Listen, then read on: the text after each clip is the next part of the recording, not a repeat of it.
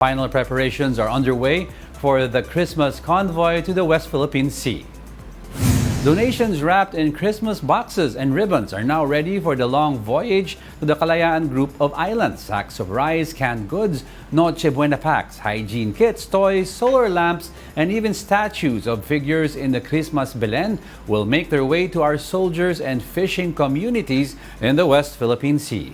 The mother vessel, with a capacity of at least 130 persons, will be carrying both donations and volunteers and will set sail from Manila to Palawan today. The three-day Christmas voyage officially begins on December 10. That's International Human Rights Day, where civilian boats and Philippine Coast Guard vessels will be joined by 40 fishing boats.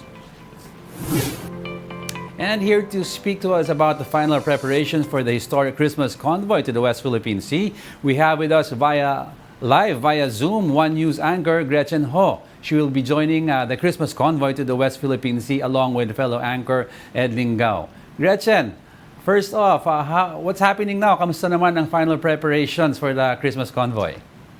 Good morning, Diego. Hindi pa ako tapos mag-pack. But okay. The mothership has officially set sail at 5 a.m. this morning, carrying volunteers, some members of the media, and the donations that are set to go to the Kalayaan group of islands. Our final number, 100 Palawan fisher folk are set to join on almost 40 fishing boats, together with 10 Palawan local civil society leaders, and of course, 41 volunteers from the youth and sectoral groups. So counting that, that's more than 150 plus members of the media, kaya ang estimate natin dito more than 200 ang sasama sa Christmas convoy.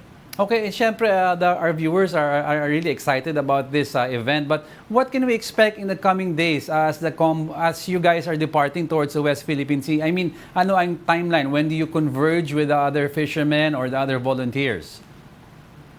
Well, Diego, if you're wondering why I'm still here in Manila, it's because us members of the media, we were given different choices. We could join the mothership, and we could also join the other civilian boats or the Philippine Coast Guard vessels already in El Nido. So Ed Lingao and I, we will be taking our flight this evening to El Nido. Okay. And then December 9, which is tomorrow, that will be the briefing of the media, and a send-off dinner will happen. Of course, we will also be collecting donations from El Nido. Some of them will be coming from different parts of the Philippines. And December 10, on International Human Rights Day, that is when the official travel will happen, starting from San Fernando Port in El Nido. We will be boarding the boats together with the fishermen from Palawan, and we will be venturing towards the Ayungin Shoal. That is first on the itinerary, but we won't be going anywhere near the BRP Sierra Madre. Don't worry, because that is part of the negotiations with the National Security Council. Bawal tayo lumapit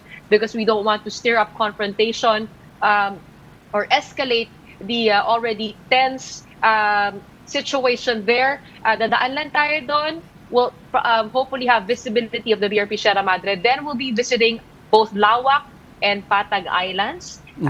Of course, doon natin ilalapag yung ating Christmas donations para sa mga soldiers and their families. Yeah, you're speaking of donations. What kind of donations have you received? I mean, what was the common thing that was be sent, and how do you think this will be helpful for the journey? So yesterday, I went to the Atin Ito headquarters in Quezon City, at natuwa naman ako, Diego, no, kasi nakita ko yung mga donations are being wrapped in Christmas boxes. And ang sabi nila sa akin, we don't want this to look like ayuda.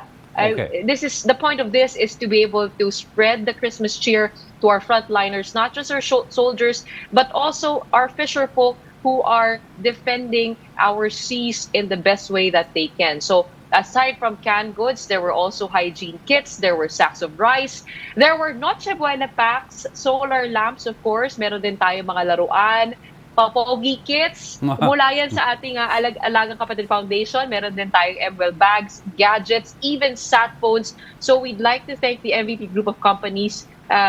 They all donated to this cause. The PLDT Smart Foundation gave the Noche Buena packs, the Makati Med Foundation gave the toys, One Meralco gave the solar lamps, Metro Pacific, and of course, Alagang Kapatid nga, gaya ng sinabi natin.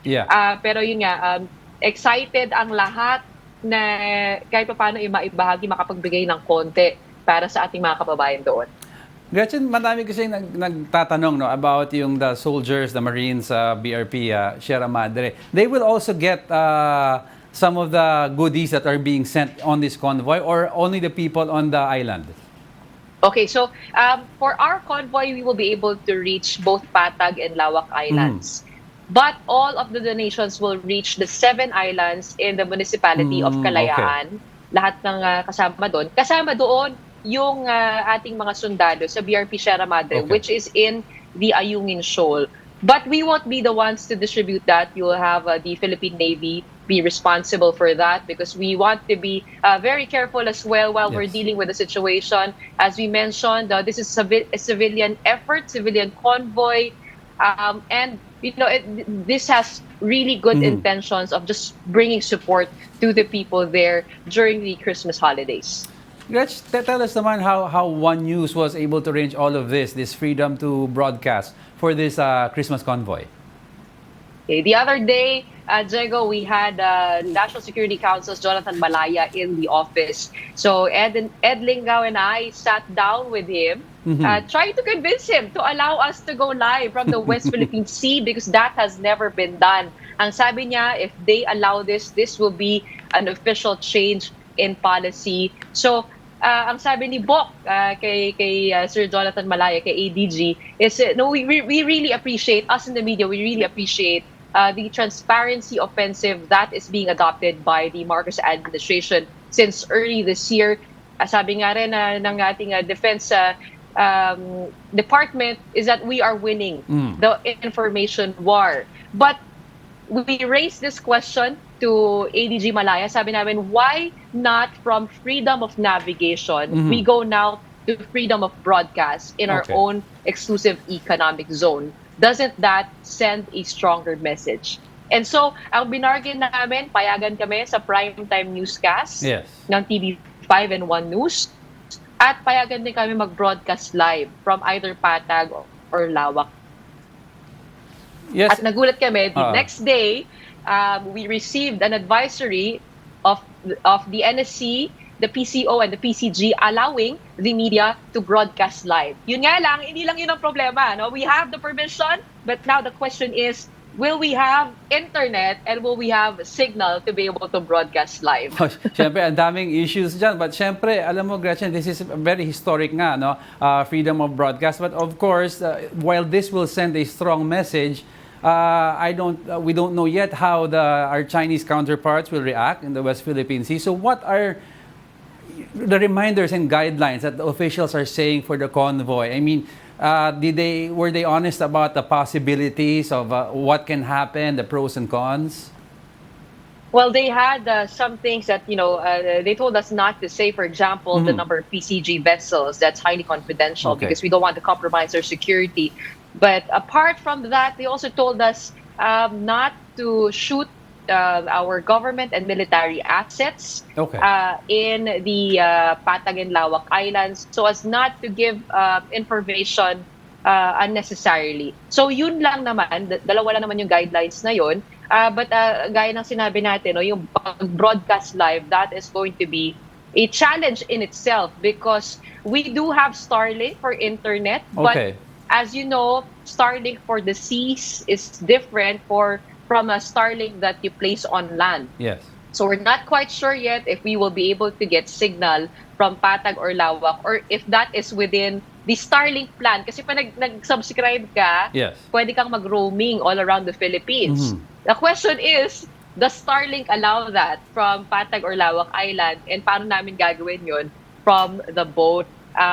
But if not, if we can't send video, we definitely have our sat phones to be able to talk to you and send audio over onto the office. But that is the goal of Ed and I, apart from, of course, joining this Christmas convoy and sharing in the spirit of the youth and of our sectoral leaders and our fishermen, of course. Last question lang, no? You were mentioning about sending video. Now, were you told what ang limitations nyo in terms of what shots you can send over back to us here?